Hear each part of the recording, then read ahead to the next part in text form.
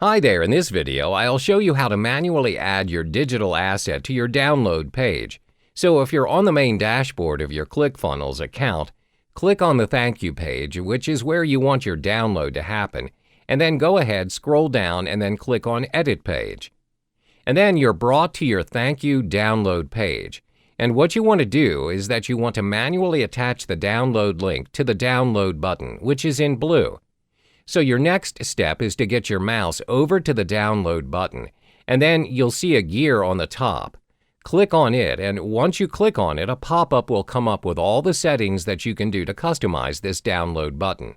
So what you're looking for is the URL action, where you want to put in your download link. So for example, you can just put in the link.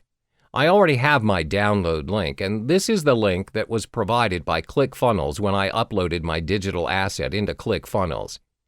And do bear in mind that your maximum file size is only 3 megabytes, and if it is anything larger than 3 megabytes, you need to host your file on another file hosting website, such as Dropbox or Google Drive or other file hosting website.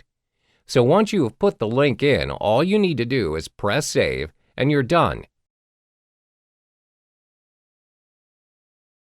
There you have it, your download link manually attached to your download button. Thank you.